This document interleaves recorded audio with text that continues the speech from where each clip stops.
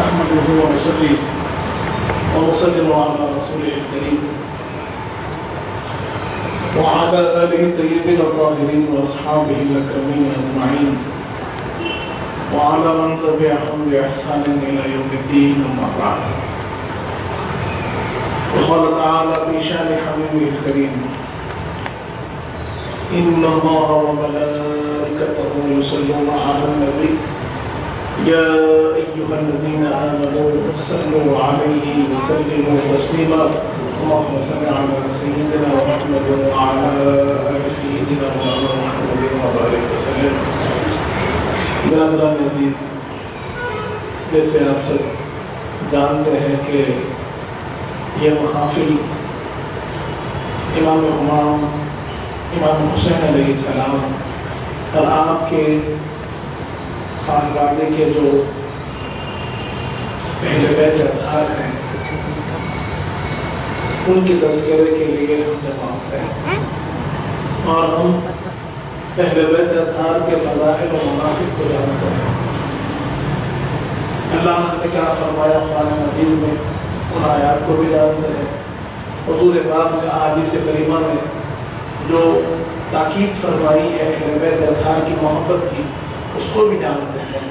اور پھر عملی طور پر حضور پاک صلی اللہ علیہ وسلم نے جو ہمیں سکھایا ہے اور جس محبت کے انداز کو حضور پاک نے دکھایا ہے، اس کو بھی ہم کوشش کرتے ہیں کہ جانیں اور اپنی زندگی میں اس کو اپنائیں.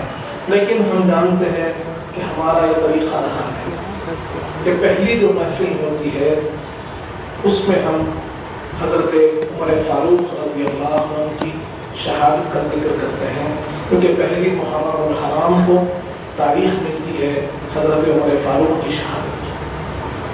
تو آج انشاءاللہ ہم حضرت عمر فاروق رضی اللہ عنہ کی شہادت، آپ کے مناقب اور آپ کی فضائل کو جانیں گے. اس کے بعد پھر انشاءاللہ کل سے ہم اہل بیت اطہار کے فضائل کو بن انتظام انشاءاللہ سماعت کریں. برادران عزیز، جیسے ہم قرآن مجید میں جانتے ہیں، اللہ تبارک و تعالیٰ نے فرمایا رضی اللہ عنہم ورضوا عنہ، کہ صحابہ کرام کی جو جماعت ہے اور ان میں جو اولون و سابقون ہیں جنہوں نے حضور پاک صلی اللہ علیہ وسلم کے ساتھ اسلام کی خوب خدمت کی، سب سے پہلے جنہوں نے حضور پاک پر ایمان لایا اور حضور پاک کا ساتھ دیا، اللہ فرماتا ہے اللہ سے وہ راضی ہے اور اللہ ان سے راضی ہے. اللہ سے وہ راضی ہے اور اللہ ان سے راضی ہے. یہ یقیناً کامیاب لوگوں کی علامت ہے.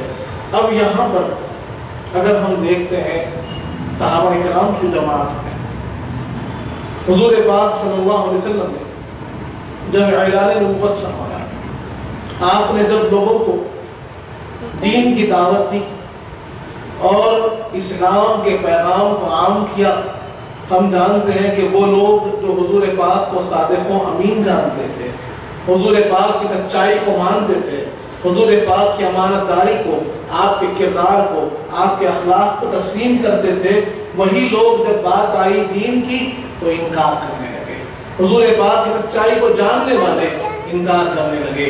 اب وہاں پر معاملہ یہ ہو گیا کہ جو لوگ حضور پاک کے چاہنے والے تھے، حضور پاک کو ماننے والے تھے، اب وہی حضور پاک کے جان کے دشمن ہو گئے. اب جب حضور پاک اسلام کی دعوت دیتے ہیں تو حضور پاک صلی اللہ علیہ وسلم کو بارہا روکا جا رہا ہے.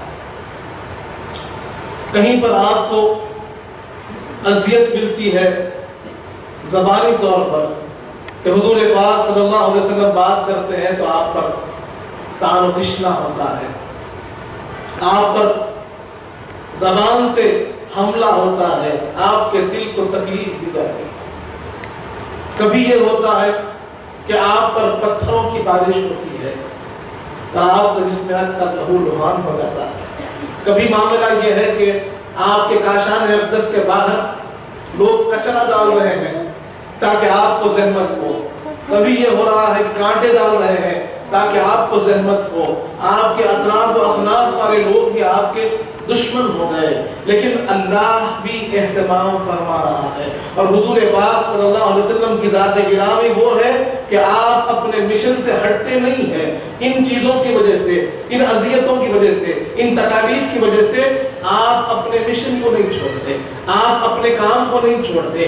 یہاں تک کہ اب یہ لوگ جو زبانی اذیت دینے والے تھے، جسمانی اذیت پر آ گئے. جسمانی اذیت دینے والے لوگ اب یہاں تک انہوں نے یہ ارادہ کر لیا کہ نعوذ باللہ حضور پاک صلی اللہ علیہ وسلم کو شہید کر دیں گے. کیونکہ ہم جانتے ہیں کہ انہوں نے جب کوشش کی تو حضرت ابو طالب جو حضور پاک کے چچا ہیں ان کے پاس آئے اور آ کر کہا کہ ابو طالب آپ کے بھتیجے ہمارے دین کو برا بھلا کہتے ہیں، ہمارے دین سے لوگوں کو روکتے ہیں، ایک نئے دین کی ترویج و اشاعت کرتے ہیں، لوگوں کو ایک نئے دین کی طرف بلاتے ہیں، اللہ وحدہ لا شریک کی طرف بلاتے ہیں. یہ بات ہم کو برداشت نہیں ہے، یہ بات ہم کو گوارا نہیں ہے.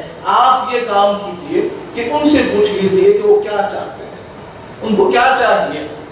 اگر ان کو دولت چاہیے تو ہم سب قبیلے مل کر ان کو اتنی دولت پیش کر دیں گے کہ وہ سارے عرب کے سب سے امیر آدمی بن جائیں گے.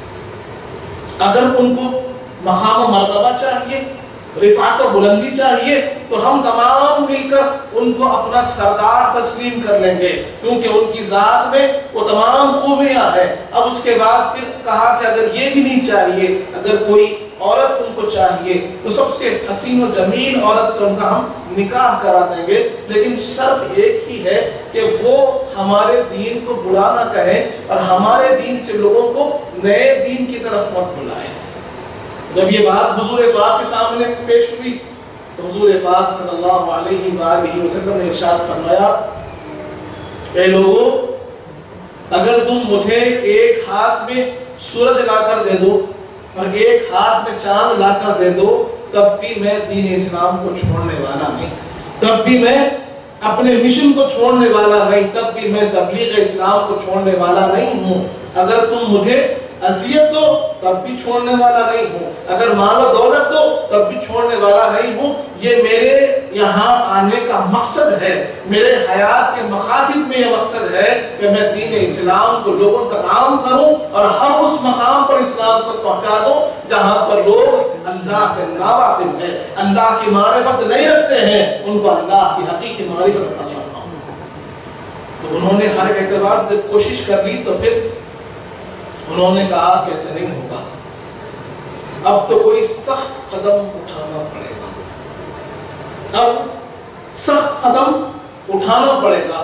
اور انہوں نے کیا کیا، جو کفار کے سردار تھے انہوں نے حضرت عمر کو، جو ابھی اسلام قبول نہیں کیے تھے، جو عمر بن خطاب تھے اور ایک اونچا مقام رکھنے والے، عرب کے اندر ایک بہت ہی معتبر خانوادے سے تعلق رکھنے والے، اور حضرت عمر فاروق کے خانوادے کا خاصہ یہ تھا کہ یہ لوگوں کے درمیان میں مصالحت کرتے تھے. لوگوں کے درمیان میں اگر اختلاف ہو جائے، کہیں کسی کے درمیان لڑائی ہو جائے، جھگڑا ہو جائے تو یہ قبیلہ ان کے درمیان مصالحت کرتا تھا.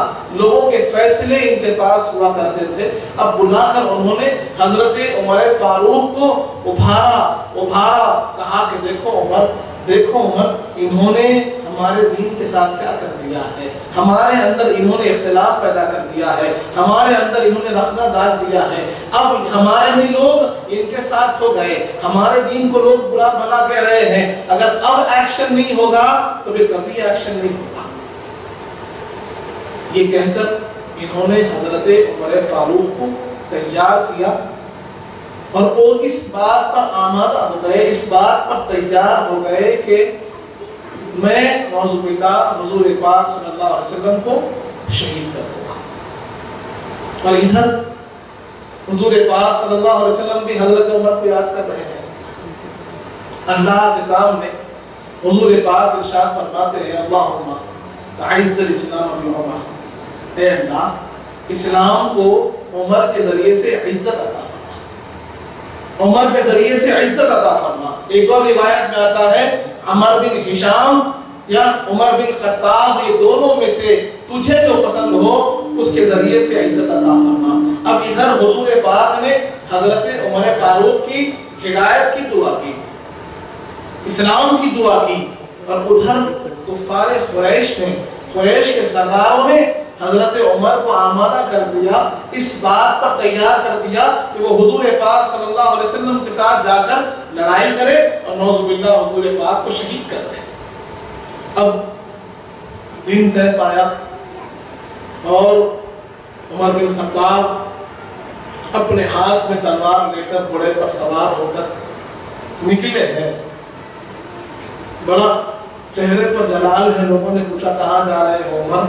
تو کہنے لگے نعوذ باللہ آج میں حضور پاک صلی اللہ علیہ وآلہ وسلم کو شہید کرنے کو جا رہا ہوں، ان کے قتل پر میں نعوذ باللہ آمادہ ہوں، اور آج مجھے کوئی چیز روک نہیں سکتی۔ اب اسی انداز میں وہ چل رہے ہیں، راستے میں لوگ ملتے رہے، لوگ پوچھتے رہے، لوگوں میں سے ایک صاحب نے پوچھا کہ کہاں جا رہے ہو؟ تو یہی جواب ملا۔ تو کہنے والے نے کہہ دیا عمر پہلے اپنے گھر کی خبر لے لو، پہلے اپنے گھر کی خبر لے لو۔ عمر فاروق نے کہا میرے گھر کو کیا ہوا؟ کہا جس کے قتل پر آمادہ ہو، جس کو شہید کرنے کی بات کرتے ہو، تمہاری بہن، تمہارے بہنوئی نے انہی کا کلمہ پڑھ لیا۔ پہلے تو یقین نہ ہوا، لیکن جب بات کی تصدیق ہوئی تو اب وہی رفتار کے ساتھ اپنے بہن کے گھر انہوں نے اپنی توجہ کو مبذول کر لیا، اس طرف پلٹ گئے اور اب اپنے بہن کے گھر پر جا کر دستک دیتے ہیں۔ دستک دی، دستک دینے سے پہلے مؤرخین لکھتے ہیں کہ ان کے کانوں میں کچھ آواز داخل ہوئی، آواز سنائی دی، تو حضرت عمر نے تھوڑا سا غور سے سنا کہ یہ کس کی آواز ہے، کیا پڑھ رہے ہیں؟ تو یہ قرآن مجید کے آیات کی تلاوت ہو رہی ہے، اللہ کے کلام کی تلاوت ہو رہی تھی۔ اس اللہ کے کلام کو سنا، خاموش ہو گئے، کچھ دیر رک گئے، سننے لگے، سنتے رہے، اس کے بعد دستک دی۔ اندر سے پوچھا گیا کون ہے؟ باہر سے آواز دی گئی عمر۔ اندر ایک صحابی رسول جو پہلے ایمان لا چکے تھے، وہ قرآن سکھا رہے تھے، وہ قرآن سکھا رہے تھے، اور آپ کے بہن اور آپ کے بہنوئی حضرت سعید بن زید رضی اللہ عنہ، یہ دونوں قرآن سیکھ رہے تھے۔ جیسے ہی عمر کا نام آیا تو وہ جو صحابی تھے تھوڑا سا گھبرا گئے کہ اب کیا ہوگا، عمر تو بڑے غصے والے ہیں، کیا کریں گے؟ انہوں نے کہا کہ آپ یہاں پر رک جائیے، چھپ جائیے، ہم بات کر رہے ہیں۔ دروازہ نہیں کھولا گیا تو دستک اور زور سے دی، دستک میں اور شدت پیدا ہو گئی۔ دروازہ کھولا گیا تو آپ نے نہ کوئی بات پوچھی نہ بات سنی، اپنے بہنوئی کو مارنے لگے۔ حضرت سعید بن زید رضی اللہ عنہ تو مارنے لگے، پیٹنے لگے، اور اتنی سختی سے آپ زد و خوب کرنے لگے کہ آپ کی بہن فرماتی ہے کہ مجھے خوف ہوا کہیں میرا شوہر ہلاک نہ ہو جائے، کہیں میرے شوہر کو یہ قتل نہ کر دے۔ تو پھر آپ فرماتی ہے کہ میں اپنے بھائی کو ڈھکیل دی تو میرے بھائی نے مجھے بھی تماچا مار دیا۔ جب انہوں نے تماچا مارا تو میں نے سختی سے کہا کیا بات ہے، اگر تم ابن خطاب ہو تو میں بھی بنت خطاب ہوں، تمہارے رگوں میں جو خون دوڑ رہا ہے میرے رگوں میں وہی خون دوڑ رہا ہے، اور اگر تم اپنے عزم پر مضبوط ہو، اپنے دین پر مضبوط ہو، اپنے ارادے پر مضبوط ہو، تو سنو میں بھی اپنے دین پر مضبوط ہوں، اپنے ارادے پر مضبوط ہو، اور تمہارے سامنے کہتی ہوں اشہد ان لا الہ الا اللہ و اشہد ان محمد رسول اللہ، کہ تم ہمیں اس سے ہٹا نہیں سکتے، اس دین سے تم ہمیں ہٹا نہیں سکتے، اگر تم چاہو تو ہماری جان لے لو لیکن ہم ہمارا دین چھوڑنے والے ہیں۔ جب بہن کے اس تیور کو دیکھا تو حضرت عمر تعجب میں پڑ گئے کہ وہ بہن جو میرے ساتھ بڑی احترام کا سلوک کرتی تھی، بڑی محبت کا سلوک کرتی تھی، بڑی اخلاص سے رہا کرتی تھی، آج ایک عجب انداز دیکھتا ہوں، ایسا کیا اثر ہو گیا، ایسا کیا ہو گیا؟ اور وہاں پر ہم جانتے ہیں کہ قرآن مجید یہ بعد میں جمع ہوا، لیکن قرآن مجید کا جو ابتدائی دور تھا وہ کوئی کبھی چمڑوں کے اوپر صاف کر کر لکھا جاتا تھا، کبھی کچھ پتوں پر لکھا جاتا تھا، اس طریقے سے قرآن مجید کے آیات کو لکھا جاتا تھا، اور کچھ چیدہ چیدہ صحابہ کرام کے پاس ہوتا اور وہ اس سے پڑھتے. تو ویسے ہی کچھ پتے وہاں پر رکھے ہوئے تھے ان پر قرآن مجید کی آیات لکھی ہوئی تھی. حضرت عمر فاروق نے چاہا کہ ان آیات کو اپنے ہاتھ میں لگاؤ. آپ کی بہن نے اپنے بھائی کو روک دیا, کہا کہ تم انہیں ہاتھ نہیں لگا سکتے, ان آیات کو, ان کلمات کو تم ہاتھ نہیں لگا سکتے. حضرت عمر نے پوچھا کیا بات ہے, کیوں ہاتھ نہیں لگا سکتا؟ آپ کی بہن نے فرمایا تم ناپاک ہو, اور یہ کلام پاک ہے, یہ کلام پاک کو کوئی ناپاک ہاتھ نہیں لگا سکتا. جب تک تم پاکی حاصل نہ کرو گے ان کلمات کو ہاتھ چھو نہیں سکو گے, پڑھنا تو دور کی بات ہے. انہوں نے کہا کہ ٹھیک ہے, مجھے پاکی کا طریقہ بتاؤ. اب دیکھیے تیاریاں دو طرف بھی چل رہی ہیں. ایک تیاری تھی وہ غیروں کی, وہ قریش کے سرداروں کی جنہوں نے حضرت عمر کو تیار کر بھیجا تھا, اور ایک تیاری اب اللہ فرما رہا ہے کہ ادھر کلام اللہ کو سنا اور کہا کہ تم جب تک اس کو صاف نہ ہو جاؤ, پاک نہ ہو جاؤ, تم اس کو چھو نہیں پاؤ گے, ہاتھ نہیں لگا پاؤ گے. اب اللہ کا حکم ایک جو جاری ہوا, اس صادر ہوا, اس کا اثر یہ ہے کہ اب حضرت عمر کہتے ہیں ٹھیک ہے مجھے پڑھنا ہے, مجھے پاکی کا طریقہ بتاؤ, مجھے پاکی کا طریقہ بتاؤ. اب آپ کے بہنوئی آپ کو پاکی کا طریقہ بتاتے ہیں, اور آپ کے بہنوئی کوئی عام شخصیت نہیں ہے. حضرت سعید بن زید ہے جو عشرہ مبشرہ میں ہے, جن کو حضور پاک نے ان کی زندگی میں کہا کہ سعید بن زید تم جنتی ہو, تم جنتی ہو. وہ مقام رکھنے والے بلند پایہ شخصیت ہے. اب آپ سکھا رہے ہیں کیسے وضو کیا جاتا ہے, کیسے پاکی حاصل کی جاتی ہے. اب پاکی حاصل کرنے کے بعد ان کلمات کو حضرت عمر نے پڑھا جس کے اندر اللہ کی تسبیح بیان ہو رہی تھی, اللہ کی بلندی بیان ہو رہی تھی, اللہ کی خلقت, اور اللہ جو خالق کائنات ہے, جنہوں نے رب ذوالجلال ہو, جنہوں نے آسمانوں کو پیدا کیا, زمینوں کو پیدا کیا, وہ کبریائی پروردگار کی بیان ہو رہی تھی. حضرت عمر فاروق نے آیات پڑھی, یہ کلام پڑھا تو عجیب ایک کیفیت طاری ہو گئی, اور آپ نے کہا کہ میں نے عرب کے بہت سے کلام پڑھے لیکن ایسا کلام کبھی نہیں پڑھا, یہ کس کا کلام ہے؟ آپ کی بہن نے کہا یہ پروردگار کا کلام ہے, یہ رب ذوالجلال کا کلام ہے, یہ خالق کائنات کا کلام ہے. اب اس کے بعد حضرت عمر نکلتے ہیں, نکل کر کہاں جا رہے ہیں؟ حضور پاک کی طرف جا رہے ہیں, ہاتھ میں ابھی بھی تلوار ہے. اب چلنے لگے, ادھر کا منظر الگ چل رہا ہے, وہاں پر صحابہ کرام پریشان ہیں, فکر مند ہو گئے کہ اب عمر آ رہے ہیں, عمر آ رہے ہیں. اور ارادہ کیا ہے؟ حضور پاک صلی اللہ علیہ وسلم کے ارادے کے ساتھ آ رہے ہیں. صحابہ بے چین و بے قرار ہے. تبھی حضرت امیر حمزہ رضی اللہ عنہ داخل ہوتے ہیں, پوچھتے ہیں کیا بات ہے. اور حضرت امیر حمزہ رضی اللہ عنہ کون ہے؟ اسد اللہ ہے, اسد رسول اللہ ہے, حضور کے چچا ہیں, اللہ کے شیر, اللہ کے رسول پاک کے شیر ہے. اب کچھ ہی دن پہلے آپ اسلام قبول کیے تھے. آپ کے اسلام کا واقعہ بھی ہم جانتے ہیں کہ کس وجہ سے آپ نے اسلام قبول کیا. اس وجہ سے کہ ایک باندی نے آپ کو خبر دی کہ ابو جہل جو ہے وہ حضور پاک کے ساتھ بدتمیزی کیا, حضور پاک کو دل کو تکلیف پہنچائی, یہ سننا تھا. حضرت امیر حمزہ جب تک اسلام قبول نہ کیے تھے, اس فرق محبت نے حضور پاک کی جو محبت تھی اس کی خاطر آپ بیت اللہ شریف کے چکر لگاتے ہیں, اندر جا کر قبیلہ قبیلہ ڈھونڈتے ہیں کہ کہاں ہے ابو جہل, کہاں ہے ابو جہل. تو ابو جہل بیٹھا ہوا تھا اپنے قبیلے میں اور بات کر رہا تھا. حضرت امیر حمزہ کا معاملہ یہ تھا کہ آپ شکار کو جاتے اور شکار جب واپس ہوتے تیر کمان کے ساتھ بیت اللہ شریف میں حاضر ہوتے, وہاں پر اللہ کے گھر کا طواف کرتے, پھر گھر کو جاتے. یہ آپ کا روٹین تھا. اسی تیر کمان کے ساتھ آپ نے ابو جہل کے ساتھ پاس گئے اور پوچھا ابو جہل تو نے میرے بھتیجے محمد صلی اللہ علیہ وآلہ وسلم کو تکلیف دی اور اپنے تیر کا جو کمان تھا نکال کر اس کے سر پر دے مارا. ابو جہل کا سر پھٹ گیا, خون بہنے لگا. اس کے قبیلے والے اٹھ کھڑے ہوئے. ابو جہل نے کہا کہ نہیں نہیں, یہ حمزہ ہے, تم نہیں جانتے کس کے مقابلے میں کھڑے ہو رہے ہو, بیٹھ جاؤ, اپنی سلامتی چاہتے ہو بیٹھ جاؤ. ہاں ابو جہل کہتا ہے ہاں حمزہ مجھ سے غلطی ہو گئی, میں معافی چاہتا ہوں. وہاں پر امیر حمزہ اعلان فرماتے ہیں کیا سمجھتے ہو کیا وہ اکیلے ہیں؟ جان لو اشہد ان لا الہ الا اللہ و اشہد ان محمد رسول اللہ. کہ میں ہوں ان کے ساتھ، ان کو تنہا نہ سمجھنا، میں ان کے دین کو قبول کرتا ہوں۔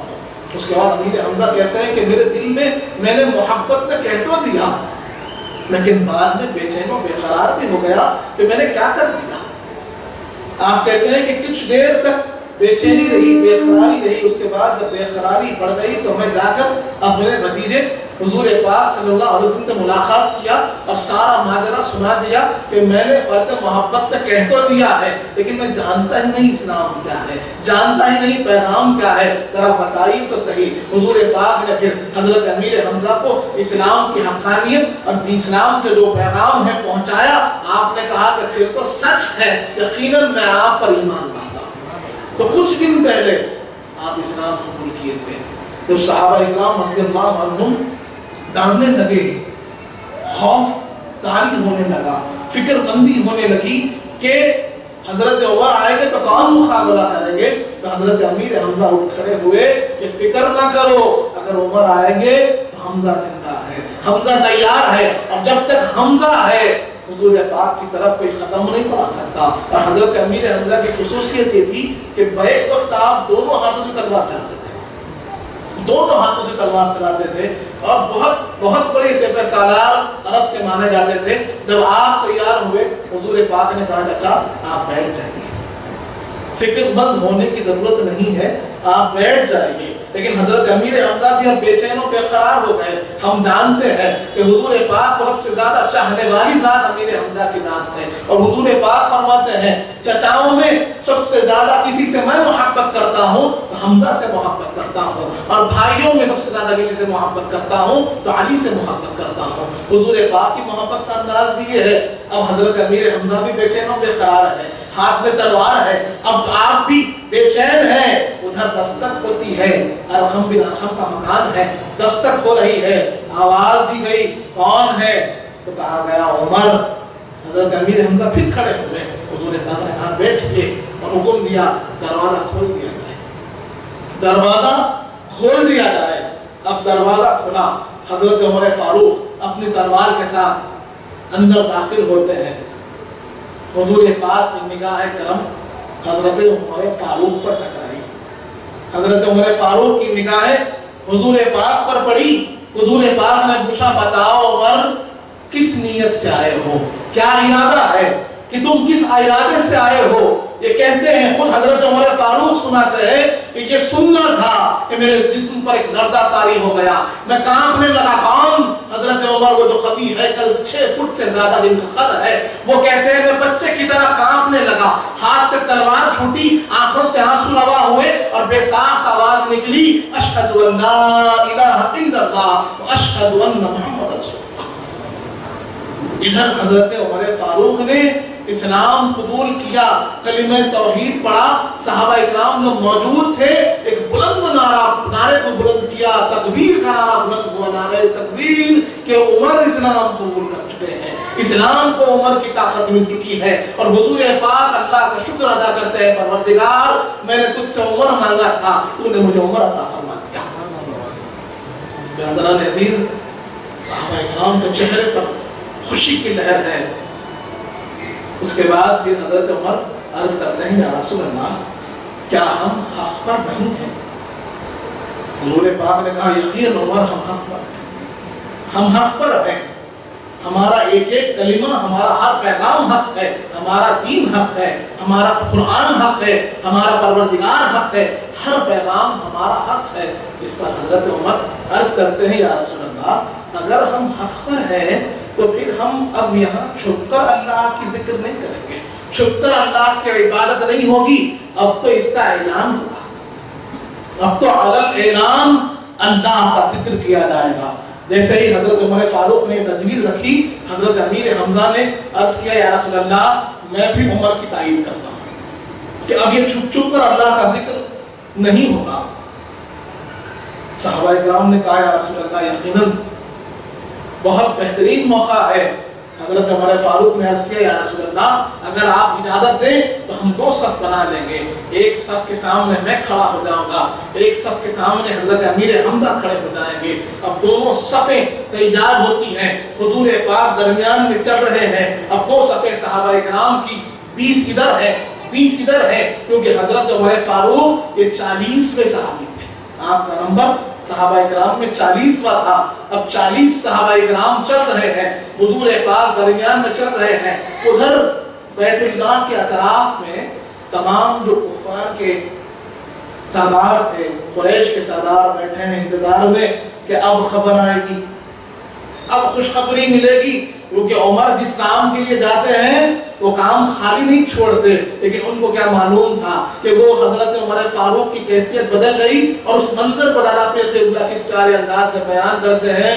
ارشاد ہوتا ہے پوچھئے حضرت فاروق سے اس کی لذت، پوچھئے حضرت فاروق سے اس کی لذت، کیا بدل جاتی ہے دنیا نگاہ یار کے بعد، کیا بدل جاتی ہے دنیا نگاہ یار کے بعد، کہ حضور پاک کی نگاہ نے انتخاب فرمایا تو حضرت عمر فاروق کی دنیا بدل گئی، کہ جہاں وہ گمراہی کے راستے پر چل رہے تھے اللہ نے ان کو ہدایت کا علم بردار بنا دیا، اب وہ ہدایت کا علم لے کر چل رہے ہیں، اسلامی پرچم ان کے ہاتھ میں ہے، اب ایک صف کی سرداری، ایک صف کی قیادت حضرت عمر کر رہے ہیں، ایک صف کی قیادت حضرت امیر حمزہ کر رہے ہیں، درمیان میں حضور پاک تشریف فرما ہے۔ اب یہ قافلہ چل رہا ہے، ارقم بن ارقم کے مکان سے نکل کر اب بیت اللہ شریف کی طرف آ رہا ہے، اور ادھر لوگ انتظار میں تھے کہ خبر آنے والی ہے۔ جیسے اس منظر کو دیکھے کہ عمر ہے صحابہ اکرام کے صف کی قیادت کرتے ہوئے، امیر حمزہ ہے صحابہ اکرام کی صف کی قیادت کرتے ہوئے، تو مورخین لکھتے ہیں کہ ان کی قدموں تلے زمین نکل گئی، پریشان ہو گئے، چہرے سے ان کے رنگ اڑ گئے، اس کو ارادہ کیا تھا اور ہمارے ساتھ کیا ہو گیا، کہ ہم نے سارے ہمارے ارمانوں پر پانی پھر گیا۔ اور حضرت عمر جیسے ہی بیت اللہ شریف کے صحن میں داخل ہوتے ہیں اعلان کرتے ہیں کسی کو اپنے بچوں کو یتیم کرنا ہے تو سامنے آ جاؤ، کسی کو اپنے گھر والوں کو بیوہ کرنا ہے سامنے آ جاؤ، کہ عمر نے اسلام قبول کر لیا، عمر نے اسلام کو قبول کر لیا۔ اب کسی کی مجال نہیں ہے، کسی کی ہمت نہیں ہے کہ سامنے آ جائے، خاموش سکتہ تاریخ ہے، سارے قبیلے والے سارے سردار بیٹھے ہوئے، سب کے سب خاموش بیٹھ گئے، کسی کی آواز بلند نہیں ہو رہی ہے۔ حضرت عمر فاروق حضور پاک کے پیچھے کھڑے ہوتے ہیں، اب بیت اللہ شریف میں باجماعت اللہ کا ذکر ہو رہا ہے، اللہ کی یاد ہو رہی ہے، اور کسی کے مجال نہیں ہے کہ روکیں، کسی کے مجال نہیں ہے کہ ٹوکیں۔ تبھی حضور پاک کے چہرے انور پر تبسم آتا ہے، حضور پاک فرماتے ہیں اللہ نے جبرائیل کو میرے پاس بھیجا ہے، لوگوں سنو، اور اللہ فرماتا ہے جاء الحق وزهق الباطل ان الباطل كان زهوقا، کہ حق آ گیا ہے اور باطل جا رہا ہے، یقیناً باطل کو تو مٹنا ہی تھا۔ اور اس کے ساتھ حضور پاک فرماتے ہیں سنو، اللہ نے مجھے یہ حکم دیا ہے کہ اللہ نے عمر کا لقب فاروق رکھا ہے، فاروق رکھا ہے، جو ہم عمر فاروق کہتے ہیں، وہ لقب حضور پاک نے دیا، اللہ نے وہاں سے بھیجا ہے اور فرمایا ہے کہ عمر کا لقب فاروق ہے، اس نے حق و باطل کے درمیان میں فرق کر دیا۔ اس طور پر حضرت عمر فاروق اسلام کے دامن میں تشریف لاتے ہیں۔ اللہ حضور پاک کی دعا کو قبول کرتے ہوئے حضرت عمر فاروق کو اسلام کی دولت سے سرفراز فرماتا ہے۔ اس کے بعد تو معاملہ کیا تھا کہ رفتہ رفتہ لوگ جڑتے گئے اسلام سے، لیکن معاملہ یہ تھا کہ ہم جانتے ہیں کہ جیسے حالات بگڑنے لگے اور لوگ اسلام کے خلاف ہونے لگے، حضور پاک کے دشمن ہونے لگے، حضور پاک صلی اللہ علیہ وآلہ وسلم کو اللہ نے حکم دیا کہ اے حبیب آپ ہجرت فرمائیں، مکے کے لوگ آپ کے جان کے دشمن ہو چکے ہیں، تو آپ مدینہ منورہ تشریف لے جائیں گے، وہاں کی ہجرت آپ کر لیجئے، کیونکہ وہاں کے لوگ بھی نرم ہیں، وہاں کا مزاج بھی نرم ہے، اور وہاں کی آب و ہوا اسلامی نشو و اشاعت کے لیے بہت موافق ہے۔ اب ہجرت کا واقعہ ہم جانتے ہیں، ہجرت کے مراحل ہم جانتے ہیں، لیکن ایک طرف جہاں سب خاموشی کے ساتھ ہجرت کر رہے تھے، تو ہجرت کے اندر بھی حضرت عمر فاروق کا جو انداز تھا وہ بھی نرالا تھا، آپ کی ہجرت کا انداز بھی مختلف، دن میں سارے صحابہ رات میں ہجرت کرتے ہیں اور حضرت عمر فاروق کے دن میں ہجرت کر رہے ہیں. اپنی سواری پر سارا سامان آپ نے تیار رکھا، ایک ہاتھ میں تلوار ایک ہاتھ میں تیر کمان لیے بیت اللہ شریف میں سواری کے ساتھ داخل ہوئے. اس وقت میں خانہ کعبہ کا طواف سواری پر بھی ہوا کرتا تھا. اپنی سواری کو خانہ کعبہ میں داخل کیا، طواف کعبہ کیا، اس کے بعد اعلان کیا اے قریش کے لوگوں سنو، میں ہجرت کر رہا ہوں، ہجرت کر رہا ہوں. اگر کسی کو مجھے روکنا ہے تو آ جاؤ، کسی کو اپنے بچوں کو یتیم کرنا ہے تو آ جاؤ کہ میں ہجرت کر رہا ہوں. لیکن کسی کے مجال نہ ہوئی کہ پھر آپ کو روک لیں. آپ کس شان کے ساتھ ہجرت کر کر حضور پاک صلی اللہ علیہ وسلم کے پاس حاضر ہو گئے مدینہ منورہ میں. اب مدینہ منورہ میں جہاں پر ایک طرف یہودی تھے، ایک طرف اوس و خزرج کا معاملہ تھا، ایک طرف انصار صحابہ بھی تھے، وہیں پر ایک ایسا گروہ بھی تیار ہو گیا تھا جن کو منافق کہتے ہیں، جو بظاہر صرف دین اسلام کے فوائد کے لیے یا اپنے مال و متاع کو بچانے کے لیے اسلام میں شامل ہوئے تھے. ان کے دل میں ایمان داخل نہیں ہوا تھا. اب حضرت عمر فاروق ہمیں تعلیم دیتے ہیں کہ حضور پاک صلی اللہ علیہ وسلم سے محبت کیسے کریں.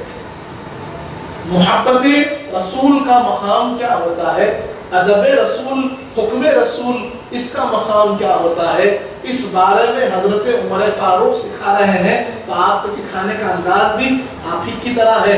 ایک مرتبہ کا واقعہ، بڑا مشہور واقعہ ہے، آپ نے بارہا سنا ہوگا کہ ایک یہودی اور ایک نام نہاد مسلمان کے درمیان میں اختلاف ہوا.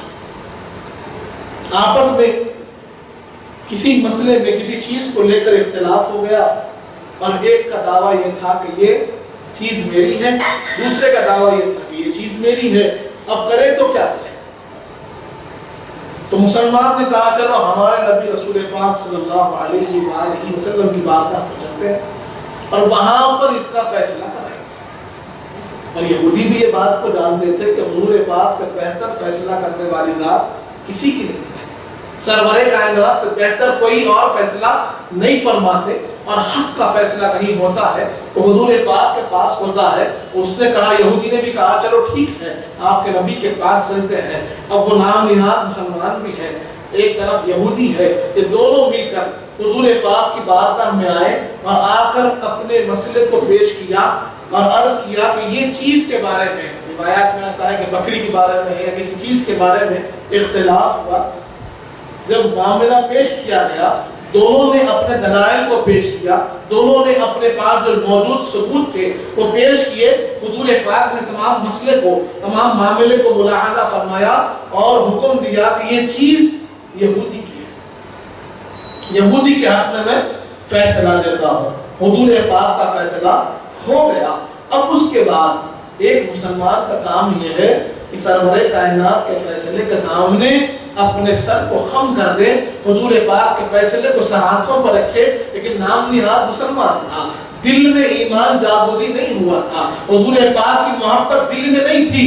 باہر نکل کر پھر یہودی سے لڑنے لگا، پھر یہودی سے اختلاف کرنے لگا کہ نہیں نہیں ایسے نہیں ہے ویسے نہیں ہے. یہودی نے کہا کہ تو نے کہا کہ نبی پاک کے پاس چلو تو میں چلا، تمہارے نبی نے فیصلہ میرے حق میں دیا، اب اس کے بعد بھی تو انکار کر رہا ہے، تو کیا چاہتا ہے بتا، کہاں جائیں گے، اب اس کے پاس فیصلہ کریں گے. اس نے کہا کہ نہیں چلو عمر کے پاس چلتے ہیں. حضرت عمر کو لوگ فاروق کہتے ہیں، ان کا فیصلہ بڑا زبردست ہوتا ہے کیونکہ اس کے دل میں یہ تھا کہ حضرت عمر فاروق ایک جلالی شخصیت ہے اور اسلامی حمیت آپ کے اندر بہت زیادہ ہے، اسلامی مزاج بہت زیادہ ہے، اسلام کے لیے محبت بڑی زیادہ ہے، تو شاید آپ کا فیصلہ کچھ اور ہوگا. اس نے کہا کہ عمر کے پاس چلو. یہودی نے کہا ٹھیک ہے چلو عمر کے پاس چلتے ہیں. اب دونوں مل کر حضرت عمر فاروق کے پاس آئے، دروازے کو دستک دی. حضرت عمر فاروق اپنے حجرے سے باہر نکل کر دریافت کیے کیا بات ہے، کیا معاملہ ہے، کیا چاہتے ہو. تو مسلمان نے کہا، نام نہاد مسلمان تھا، کہنے لگا کہ فلاں مسئلہ ہے، یہ چیز ہے اور اس بارے میں ہم دونوں کا اختلاف ہے. میں کہتا ہوں میری ہے، یہ کہتا ہے اس کی ہے، اور سارا ماجرا چل رہا ہے. لیکن یہودی کے بات کو غور کر رہا ہے کہ حضور پاک کے پاس جانے کی کوئی ذکر ہی نہیں ہو رہا، حضور پاک کے فیصلے کی کوئی بات ہی نہیں ہو رہی. تو یہودی نے کہا عمر آپ میری بات ذرا سن لو، بات یہ ہے کہ ہم آپ کے پاس آنے سے پہلے آپ کے نبی پاک صلی اللہ علیہ وآلہ وسلم کے پاس گئے اور آپ کے نبی پاک نے میرے حق میں فیصلہ کیا. یہ سننا تھا کہ حضرت عمر فاروق کی توجہ اس نام نہاد مسلمان کی طرف منظور ہوئی اور آپ نے پوچھا کیا یہ یہودی سچ کہہ رہا ہے؟ تم حضور پاک کے پاس حاضر ہوئے اور حضور پاک نے فیصلہ اس یہودی کے حق میں کیا؟ تو ہاں مسلمان کہنے لگا ہاں عمر ہم گئے تھے، لیکن میں مسلمان ہونے کے باوجود رسول پاک نے فیصلہ یہودی کے حق میں کر دیا. حضرت عمر نے پوچھا جب حضور پاک نے فیصلہ کر دیا ہے تو میرے پاس کیوں آئے ہو؟ میرے پاس کیا چاہتے ہو؟ تو کہنے لگا کہ نہیں مجھے آپ کا فیصلہ منظور ہے، حضور پاک کا فیصلہ منظور نہیں، نعوذ باللہ. حضرت عمر فاروق نے پوچھا تجھے میرا فیصلہ منظور، میرے آقا کا فیصلہ منظور نہیں ہے؟ اس نے کہا ہاں مجھے آپ کا فیصلہ منظور ہے. حضرت عمر نے کہا رک جا میں ابھی تیرا فیصلہ کرتا ہوں، ابھی آ کر فیصلہ کرتا ہوں. حضرت عمر فاروق اندر تشریف لے جاتے ہیں، اپنی تلوار باہر نکالتے ہیں، نیام سے تلوار نکال کر اس نام نہاد مسلمان کی گردن کو تن سے جدا کرتے ہوئے کہتے ہیں جو میرے نبی کے فیصلہ نہیں مانتا، عمر کا فیصلہ یہ ہے اسے رہنے کا حق نہیں ہے، اسے جینے کا حق نہیں ہے، اور آپ نے اس کو قتل کر دیا. برادران عزیز یہودی تھے، یہودی تو خاموش رہ گیا، لیکن نام نہاد جو منافق تھے انہوں نے پروپیگنڈا بلند کر دیا کہ عمر نے مسلمان کو قتل کر دیا، عمر نے مسلمان کو قتل کر دیا. حضور پاک صلی اللہ علیہ وسلم نے حضرت عمر کو بلایا اور پوچھا عمر تم نے کیا کر دیا، ایسا کیوں کیا؟ حضرت عمر نے کہا کر کہتے ہیں یا رسول اللہ جو آپ کے فیصلے کو نہیں مانتا میرے پاس اس کا یہی مقام ہے، یہی فیصلہ ہے، میری نظر میں تو وہ مسلمان ہی نہیں ہے، اس کے دل میں ایمان ہی نہیں ہے. یہ عرض کرنا تھا. اللہ کی طرف سے وحی آئی، حضرت جبرائیل حاضر ہو کر عرض کرتے ہیں یا رسول اللہ اللہ آپ پر سلام بھیجتا ہے اور یہ آیات کو نازل کرتا ہے کہ آپ کی حکم کو جو نہیں مانتا نہ وہ مسلمان ہے نہ اس کے دل میں ایمان ہے.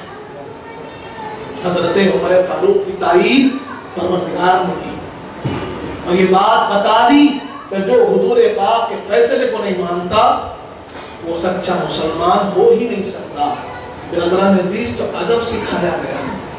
ادب کیا ہوتا ہے، حضور پاک کی محبت کیا ہوتی ہے، کہ حضور پاک کی محبت کا مطلب کیا ہوتا ہے، کہ حضور پاک کی محبت کا مطلب یہ کہ ہر حکم کے اوپر حضور پاک کا حکم ہو، ہر فیصلے کے اوپر حضور پاک کا فیصلہ ہو، ہر خواہش کے اوپر حضور پاک کا حکم ہو.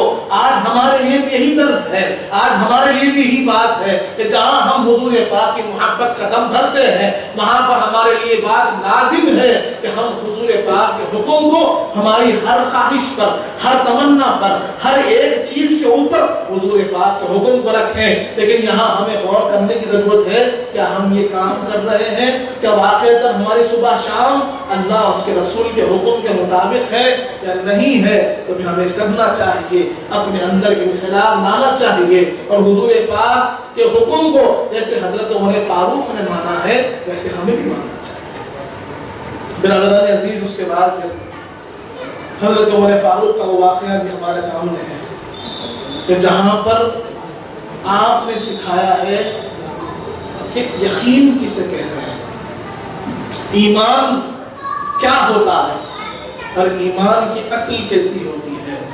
برادران عزیز مشہور واقعہ ہے کہ وقت کم ہے ہمارے پاس، میں آگے تیزی سے چلوں کہ حضرت عمر فاروق کی خلافت کا دور، اب آپ خلیفۃ المسلمین ہیں، امیر المؤمنین ہیں، اور آپ کے زمانے میں فتح پر فتح ہو رہی ہے، فتح پر فتح ہو رہی ہے.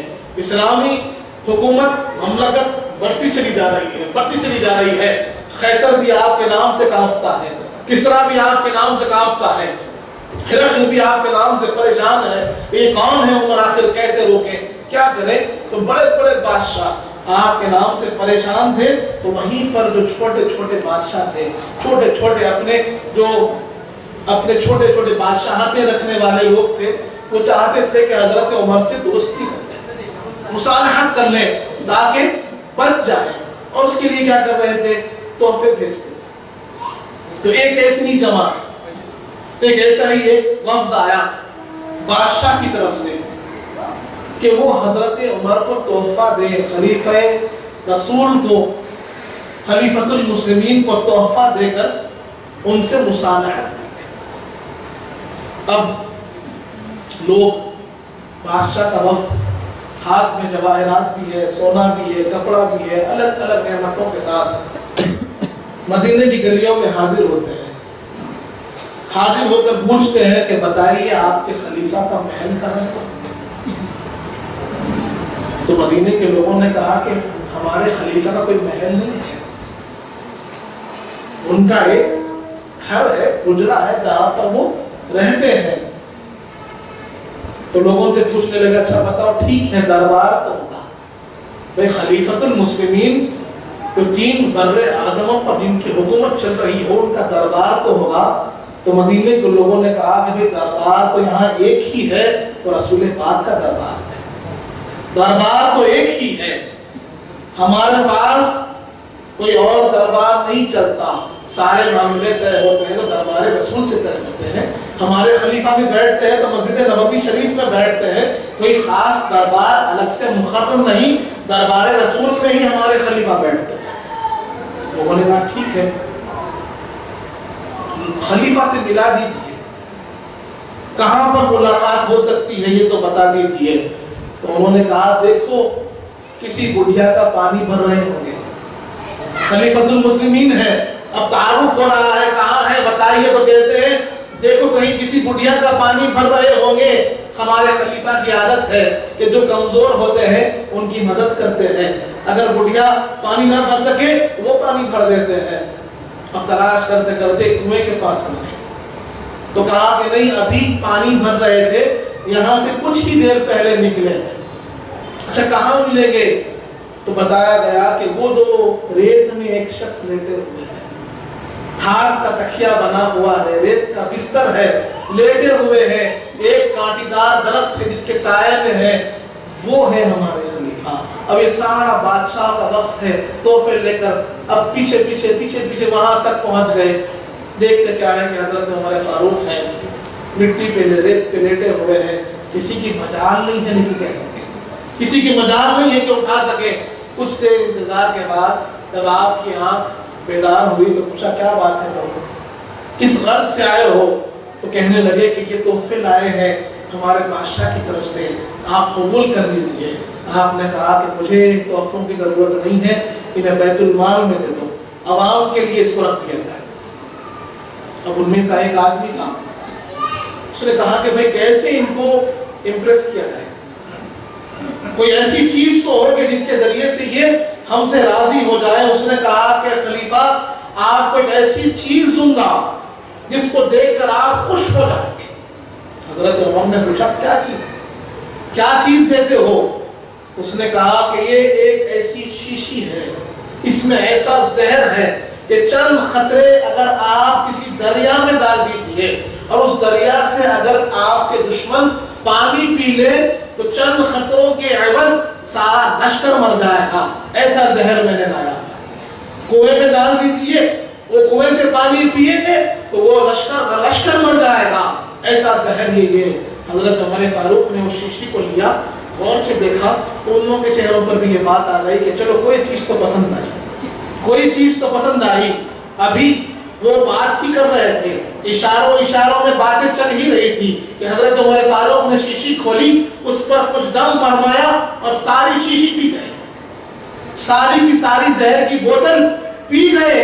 اب معاملہ جہاں خوشی تھی، خوشی جا کر پریشانی، فکر مندی لاحق ہو گئی، اور چہرے پر جو رونق تھی وہ اڑ گئی، رنگت ساری نکل گئی، اور سمجھ گئے کہ اب تو ہماری یہاں سے کوئی زندہ بچ کے جانے کی امید ہی نہیں ہے، کیونکہ خلیفہ نے ہمارا زہر پی لیا، اگر خلیفہ کو کچھ ہو جائے گا تو عوام ساری ہمارے ٹکڑے ٹکڑے کر دے گی، ہم کو یہاں پر اب زندہ جانے نہیں دے گی۔ اب کوئی آ کر حضرت عمر فاروق کا ہاتھ پکڑ رہا ہے، کوئی کہتا ہے کہ بیٹھ جائیے، کوئی پانی لے کر آ رہا ہے، سارے کے سارے پریشان ہیں. کچھ لمحات گزر گئے, کچھ وقت گزر گیا, انہوں نے دیکھا کہ زہر کا کوئی اثر نظر نہیں آتا, نہ پسینے کا ایک خطرہ نظر آتا ہے, نہ چہرے پہ کوئی اثر نظر آتا ہے, نہ کوئی تکلیف ہے, نہ کوئی شدت ہے. ویسے ہی اطمینان کا اطمینان ہے, وہی سکون پرسکون چہرہ جو پہلے تھا وہ اب بھی ہے, کوئی فرق نظر نہیں آ رہا ہے. بات کیا ہے, بات کیا ہے؟ جب انہوں نے سمجھ گئے کہ کچھ ہونے والا نہیں ہے تو کہنے لگے عمر بتائیے راز کیا ہے, راز کیا ہے جس کے چند خطرے ایک لشکر کو ختم کر سکتے ہیں.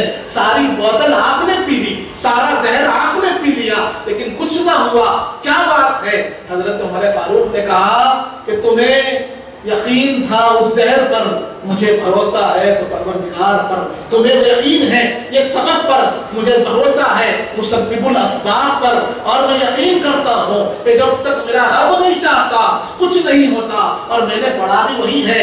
آپ نے دعا بتائی بسم اللہ الذی لا یضر مع اسمہ شیء فی الارض ولا فی السماء وهو السمیع العلیم, کہ جب تک میرا رب نہیں چاہتا کوئی چیز مجھے ضرر نہیں دے سکتی.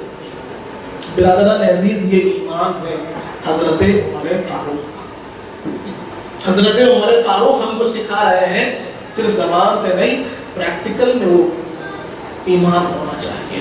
اور حضرت عمر فاروق کا کردار ہم جانتے ہیں کہ آپ عشرہ مبشرہ ہیں, کہ آپ کو حضور پاک نے اپنی حیات بابرکت میں حکم فرما دیا کہ عمر تم جنتی ہو. ایک حدیث پاک وہ بھی ملتی ہے کہ جہاں پر حضور پاک فرماتے ہیں کہ عمر میں نے جنت میں تمہارا محل دیکھا, بڑا عالیشان محل اللہ نے تم کو عطا فرمایا. میں چاہتا تھا کہ تمہارے محل میں داخل ہوں, لیکن تمہاری غیرت مجھے یاد آ گئی, اس لیے میں داخل نہ ہوا. حضرت عمر فاروق نے یہ بات سنی تو حضور پاک کے قدموں کے پاس آ کر کھڑے ہو گئے, گھٹنوں کے بل حضور پاک کے قدموں کے پاس بیٹھ گئے اور عرض کیا یا رسول اللہ, عمر کی سب کچھ آپ سے ہے, عمر کی عزت ہے تو آپ سے ہے, عمر کی غیرت ہے تو آپ سے ہے, کیا میں آپ سے غیرت کروں گا؟ آپ آجا تشریف لاتے, کتنی خوشی ہوتی. حضور پاک نے آپ کے جنت کے محل کا بھی ذکر کیا, جنت میں آپ کے جنتی ہونے کا بھی ذکر کیا. اب ویسے عمر ہے, وہ عمر کہ جن کے لیے حضور پاک کہتے ہیں کہ اگر میرے بعد نبوت قائم ہوتی تو عمر بھی نبی ہوتے, اگر میرے بعد میں نبی ہوتے تو عمر نبی ہوتے. اب وہ عمر جب رات میں سوتے ہیں تو ہاتھ میں چابک ہوتا ہے, اپنے بستر پر لیٹتے ہیں, ہاتھ میں چھوٹا چابک رکھتے ہیں, اپنے پیر پر مار کر پوچھتے ہیں بتا عمر کیا تو نے آج کوئی غلطی تو نہیں کی؟ اے عمر تجھ سے کوئی گناہ تو نہ ہوا, اے عمر تجھ سے کوئی غلطی تو نہیں ہوئی, کوئی لغزش تو نہیں ہوئی, کوئی گناہ تو نہیں ہوا. اگر اللہ کے سامنے تجھے پیش کر دیا جائے تو کیا منہ دکھائے گا, کیا کرے گا عمر, کیا کرے گا عمر؟ جن کے لیے حضور پاک جنت کی بشارت دیتے ہیں وہ عمر بتاتے ہیں کہ تمہارا کردار کیا ہونا چاہیے, اللہ کے سامنے کیسے پیش ہونا چاہیے, کیسے اپنے آپ کا محاسبہ کرنا چاہیے, کیسے اپنا حساب لینا چاہیے. اس حساب سے پہلے جو قیامت کے دن ہونے والا ہے اپنا حساب روز کا روز لیا کرو. حضرت عمر فاروق سکھاتے ہیں اور کہتے ہیں کاش کہ میں ایک پرندہ ہو جاتا, اڑ جاتا, میرا حساب تو نہ ہوتا. کاش کہ میں ایک تنکا ہوتا گھاس کا, اڑ جاتا, میرا حساب تو نہ ہوتا.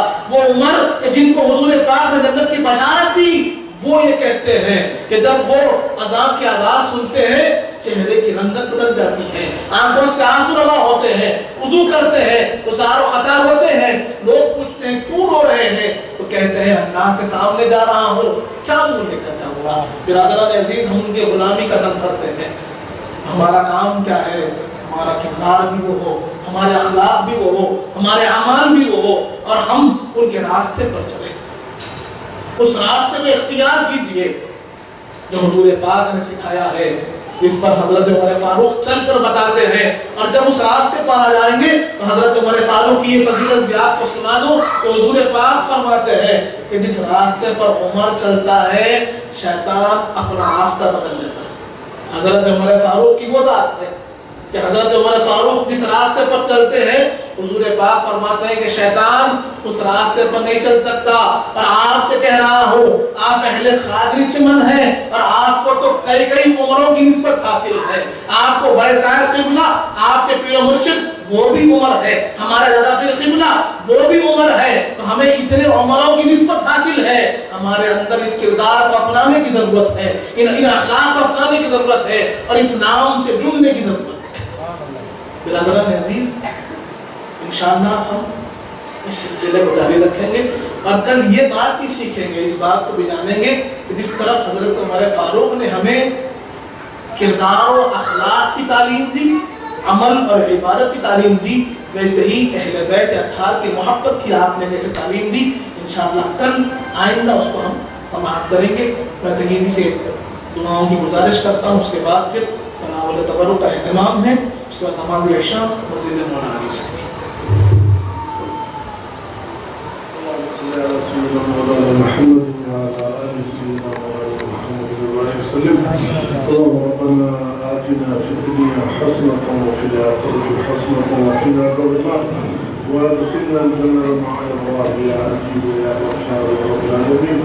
لخمسة نطفي بها حرم الله الحاكمة المصطفى المرتضى وابنهم والفاطمة، وصلى الله تعالى على خير خلق سيدنا محمد وعلى آله وصحبه أجمعين، والحمد لله رب العالمين.